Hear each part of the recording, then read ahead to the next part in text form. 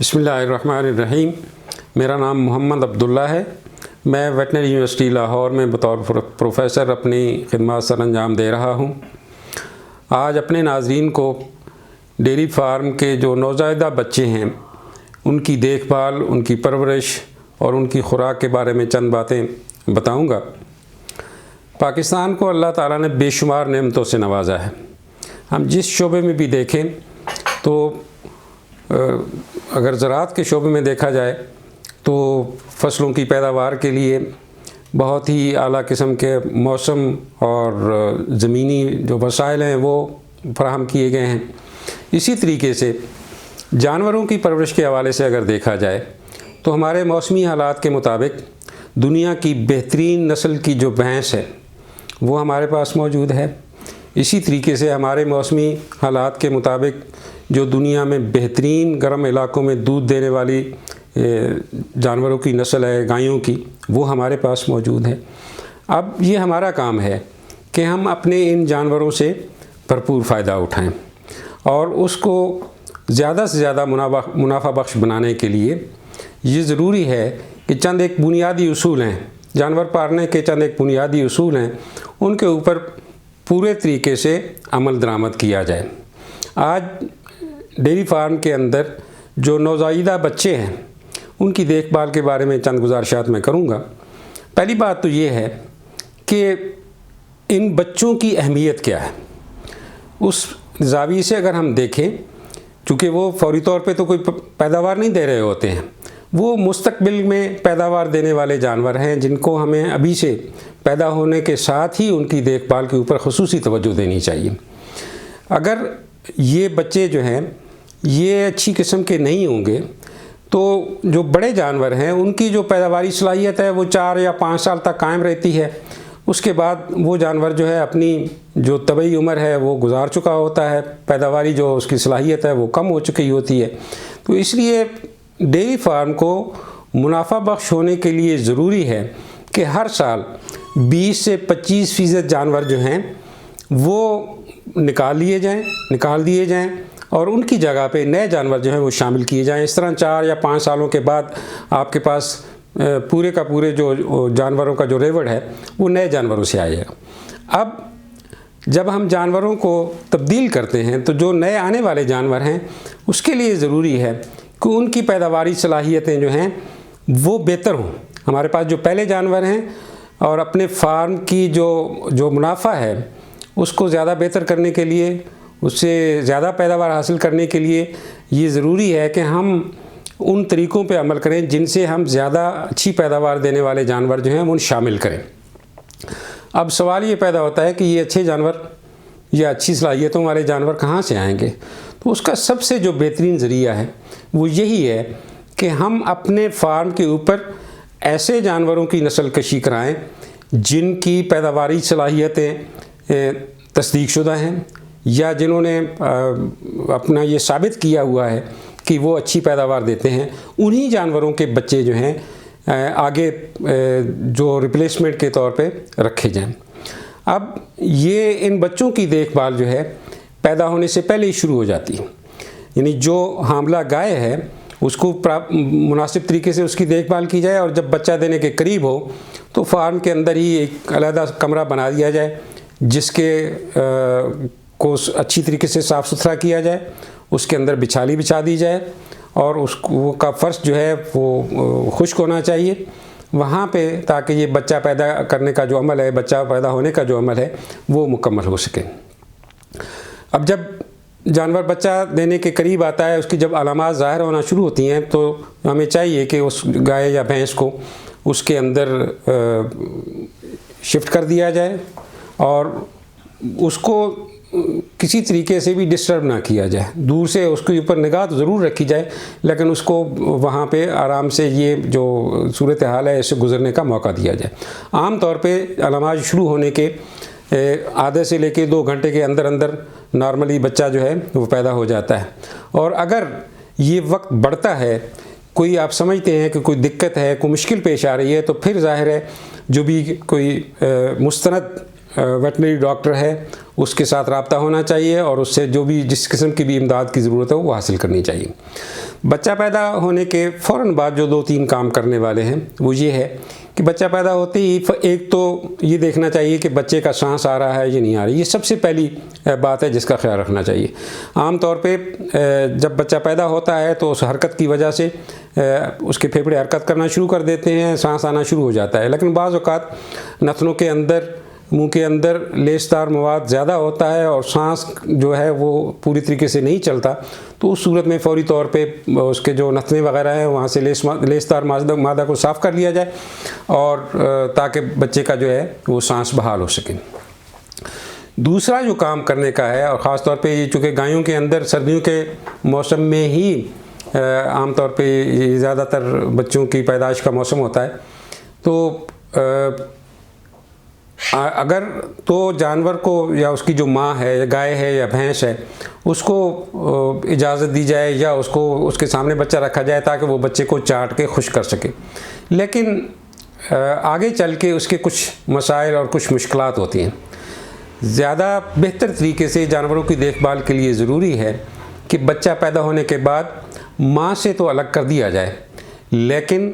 اس کو کسی صاف کپڑے، صاف تولیے کے ساتھ اس کے جسم کو اچھی طریقے سے خشک کر لیا جائے، خاص طور پہ سردیوں کے موسم کے اندر۔ اس سے ایک یہ ہوتا ہے کہ اس کے جسم کا جو خون کی گردش ہے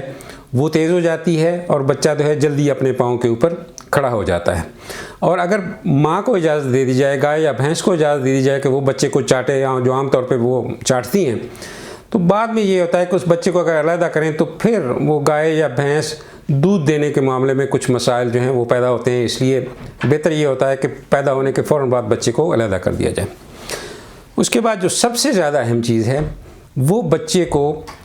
کولوسٹرم یا بولی کا پلانا ہے۔ عام طور پہ دیہاتوں کے اندر یا پرانے جو عام طور پہ وہ لوگ سناتے رہتے ہیں کہ یہ جب تک جانور جیر نہیں پھینک دے گا اس وقت تک اس کا دودھ نہیں نکالا جاتا یا بچے کو دودھ نہیں پلایا جاتا۔ یہ بالکل جو خیال ہے یہ صحیح نہیں ہے۔ جتنی جلدی آپ اس جانور کا دودھ نکالیں گے یا جتنی جلدی آپ اس بچے کو دودھ پلائیں گے اس سے جیر کے پھینکنے میں بھی مدد ملتی ہے، اس لیے کہ کچھ ایسے ہارمونز ہوتے ہیں جو دودھ نکالنے اور جیر پھینکنے میں معاون ثابت ہوتے ہیں۔ اس کے بعد بچے کو جتنا جلدی ہو سکے فوری طور پہ وہ بولی جو ہے وہ پلا دینی چاہیے۔ اس کی 2-3 بہت ہی اہم وجوہات ہیں۔ پہلی بات تو یہ ہے کہ کولوسٹرم یا بولی کے اندر جو غذائی اجزاء ہیں وہ دودھ کی نسبت کہیں زیادہ ہوتے ہیں، جس سے بچے کو فوری طور پہ توانائی حاصل ہوتی ہے۔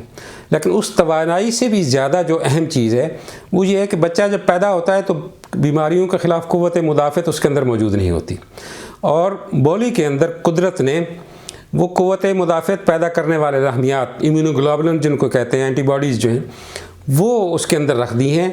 وہ جب آپ بچے کو بولی پلاتے ہیں تو وہ فوری طور پہ اس کے نظام انہضام سے جذب ہو کر خون میں شامل ہو جاتی ہیں اور بچے کے اندر جو بیماریوں کے خلاف قوت مدافعت ہے وہ پیدا ہو جاتی ہے، اور اس طریقے سے جو وہ بچہ جو ہے وہ بیماریوں سے بچ جاتا ہے۔ اور تیسری بات یہ ہے کہ اس کا جو اثر ہے وہ لیگزیٹو ہوتا ہے، یعنی وہ اس کا جو اندرونی نظام انہضام ہے اس کی صفائی میں بھی مدد دیتا ہے۔ تو ان 3 وجوہات کی بنا پر بولی جو ہے یہ فوری طور پہ اس بچے کو پلا دینی چاہیے۔ اور بچے عموماً ہم نے دیکھا ہے کہ عام طور پہ شرح اموات ان بچوں کے اندر بہت زیادہ ہوتی ہے، اور اس کی بنیادی طور پہ 2 ہی بڑی وجوہات ہیں۔ ایک تو ان کی جو رہائش گاہیں ہیں وہ ان کو حفظان صحت کے اصولوں کے مطابق نہیں بنایا جاتا، اور دوسرا ان کو عام طور پہ ان کی خوراک کا خیال نہیں رکھا جاتا، اور خوراک میں جو سب سے پہلی خوراک ہے بولی جو ہے یہ بہت ضروری ہے، اس کا پلانا انتہائی ضروری ہے۔ جہاں تک اس کی رہائش یا اس کے جو باڑا ہے یا بچے کے لیے جو آپ نے علیحدہ جگہ بنائی ہے وہ صاف ستھری ہونی چاہیے، اس کے اندر بچھالی بچھائی جائے جس میں آپ پرالی استعمال کر سکتے ہیں، لکڑی کا برادہ جو ہے وہ عام طور پہ استعمال کیا جا سکتا ہے، چاولوں کا چھلکا جو ہے وہ استعمال کیا جا سکتا ہے، لیکن اس میں اصولی بات یہ ہے، بنیادی بات یہ ہے کہ اس کو زیادہ سے زیادہ خشک رکھا جائے۔ جتنا وہ خشک رکھیں گے اتنا ہی جانور کی صحت کے لیے وہ بہتر ہوگا۔ اور دوسرا ایک عام طور پہ سردیوں میں خاص طور پہ جو کسان بھائی ہیں، جو فارمرز ہیں، وہ عام طور پہ جہاں پہ بچے رکھتے ہیں وہ کمرہ بالکل بند ہوتا ہے، نہ اس کی کوئی کھڑکی ہوتی ہے، نہ روشن دان ہوتا ہے، صرف ایک دروازہ ہوتا ہے، اور اس سے ان بچوں کو اندر اس میں رکھتے ہیں. اس کی وجہ سے نہ تو فرش کو خشک رکھا جا سکتا ہے، نہ ہی تازہ ہوا کا اندر میں داخل ہو سکتی ہے، اور اندر بہت زیادہ نمی پیدا ہوتی ہے. اس سے بچوں کو جو ہے اس میں ڈائریا بھی لگ جاتا ہے، ایک چونکہ ہائیجینک کنڈیشنز وہاں پہ نہیں ہوتی ہیں، اور دوسرا نمونیا ہونے کے چانسز بہت زیادہ بڑھ جاتے ہیں. انہی دو وجوہات کی بنیاد کے اوپر ان بچوں کے اندر شرح اموات جو ہے وہ بہت زیادہ ہوتی ہے. اس کے بعد یعنی دودھ جو پلانا ہے بچے کو، عام طور پہ یہ سفارش کی جاتی ہے کہ 3 مہینے تک بچہ جو ہے اس کو کم از کم دودھ پلاتے رہنا چاہیے، اور ان 3 مہینوں میں 1.5 مہینے تک تو جیسے جیسے بچے کا وزن بڑھتا جاتا ہے اسی حساب سے آپ نے دودھ کی جو مقدار ہے وہ بھی بڑھاتے جانی ہے. ایک عام کلیہ ہے، قاعدہ ہے کہ بچے کے وزن کے 10% کے حساب سے اس کو دودھ جو ہے وہ پلاتے رہنا چاہیے، اور 2 ہفتے کے بعد اچھی قسم کا جو سبز خشک چارہ ہے وہ اس کے آگے رکھا جائے. اس کے علاوہ جو ٹھوس غذا ہے اس میں جو سب سے زیادہ مفید ہے وہ مکئی کا دلیا ہے یا گندم کا دلیا آپ نے یہ، اور کچھ اس میں یہ جو کاٹن سیڈ میل وغیرہ ہیں، یہ لمیاتی جو ذرائع ہیں یہ شامل کر کے اس کے آگے رکھ دیے جائے تاکہ وہ کھانا شروع کر دے. تو وہ 2 ہفتے کے بعد جب آپ اس کو اس کے سامنے رکھتے ہیں وہ آہستہ آہستہ کھانا شروع ہو جاتا ہے، عادی ہو جاتا ہے. جیسے جیسے اس کی مقدار بڑھتی جاتی ہے، ٹھوس غذا کی مقدار بڑھتی جاتی ہے، آپ اس کے بعد 6 ہفتے کے بعد اس کا دودھ کم کرنا شروع کر دیتے ہیں، اور 3 مہینے پہ جا کے وہ بچہ اس قابل ہو جاتا ہے کہ وہ ٹھوس غذا اپنی ضرورت کے مطابق کھا لیتا ہے. پھر آپ اس کا بے شک دودھ بند کر دیں تب بھی اس کو کوئی فرق نہیں پڑتا. لیکن بنیادی طور پہ یہ دیکھنا چاہیے کہ بچہ جو ہے اس کی بڑھوتری کی رفتار قائم رہتی ہے. اگر اس کی بڑھوتری کی رفتار قائم نہیں ہوگی تو اس کا جو ابتدائی عمر ہے اس میں اور بلوغت تک پہنچنے میں بہت زیادہ وقت لگے گا، اور پیداوار میں آنے کے لیے اور 1 سال یا 6 مہینے مزید آپ کو انتظار کرنا پڑے گا. تو اس لیے یہ کوشش کرنی چاہیے کہ اس کی بڑھوتری کی رفتار جو ہے وہ قائم رہے، کسی صورت میں اس کے اوپر کمی نہ آئے. دوسرا، خوراک کی کمی کی وجہ سے ان بچوں میں عام طور پہ مٹی چاٹنے، دوسرے جو بچے ہوتے ہیں ان کے کان اور دمیں چبانے سے ان کے جسم کے اندر، ان کے پیٹ کے اندر کیڑے پڑ جاتے ہیں، جو اس کی وجہ سے بھی ان کی بڑھوتری رک جاتی ہے، کئی قسم کی بیماریوں میں وہ مبتلا ہو جاتے ہیں. تو خاص طور پہ ان کی رہائش کے ساتھ ساتھ ان کی خوراک کا بھی خصوصی طور پہ خیال رکھا جانا چاہیے، اور خوراک جو ہے ان کی بڑھوتری کی رفتار کو قائم رکھنے کے لیے جو بھی اس وقت اویلیبل ہوتی ہے وہ ان کو دے دی جائے.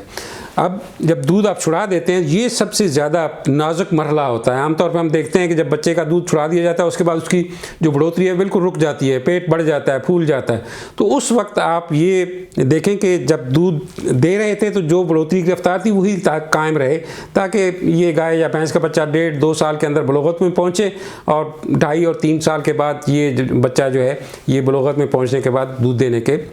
قابل ہو جائے. اس کے ساتھ ساتھ ہی اگر فارم کے اوپر زیادہ تعداد کے اوپر آپ نے جانور رکھے ہوئے ہیں تو پھر ان کا ایک آئیڈینٹیفیکیشن نمبر ہوتا ہے، وہ آئیڈینٹیفائی کر دیا جائے تاکہ آپ کو پتہ ہو کہ یہ بچہ کون سی ماں سے آیا ہے، کس باپ کا ہے یہ، اور اس کی اپنی کیا کیا خصوصیات ہیں، تاکہ آئندہ کے لیے آپ کو اس کا جو ریکارڈ ہے وہ رکھنے میں معاون ثابت ہو. اس کے ساتھ 2 چیزیں اور ہیں. ایک تو جو اندرونی کرم ہیں ان کو مارنے کے لیے وقتاً فوقتاً ان کو دوائی جو ہے ڈی ورمر جو ہے وہ پلایا جائے تاکہ پیٹ کے کیڑے ختم ہوں، اس سے اس کی بڑھوتری کی جو رفتار ہے وہ بہتر ہو جائے گی. دوسری بات جو ہے وہ حفاظتی ٹیکے ہیں. جیسے جیسے جانور بڑا ہوتا جا رہا ہے، اب آپ نے اپنے علاقے کے اندر جو بیماریاں عام طور پہ پائی جاتی ہیں اور ان کے خلاف ان کے خلاف جو حفاظتی ٹیکے ہیں وہ وہاں پہ دستیاب ہوتے ہیں محکمے کے پاس سے بھی، وہ ان کو وقت کے اوپر لگوا دینے چاہیے تاکہ وہ جانور جو ہیں وہ محفوظ رہ سکیں. بہرحال یہ 2 باتیں، ان کی رہائش گاہیں اور ان کی خوراک جو ہے یہ آپ نے پہلے 1.5 سال تک ان کی بڑھوتری کی رفتار کو قائم رکھنا ہے. تب جا کے آپ جو آپ کے بڑے جانور ہیں ان میں سے ہر سال 20 سے 25% جانور نکالیں گے، اور تب آپ کو زیادہ تعداد کے اندر بچے آپ کے پاس موجود ہیں. ورنہ اگر بچوں کی شروع میں دیکھ بھال نہ کی جائے تو ان میں بعض کا شرح اموات بہت زیادہ ہوتی ہے، چونکہ ہرڈ کے اندر جتنے بچے پیدا ہو رہے ہوتے ہیں ان میں آدھے نر ہوتے ہیں آدھے مادہ ہوتے ہیں، اور ہمیں مادہ بچوں کی ضرورت ہوتی ہے۔ اگر بچوں کی تعداد ہی بہت کم ہو، اس میں بھی آدھے نر ہوں، تو مادہ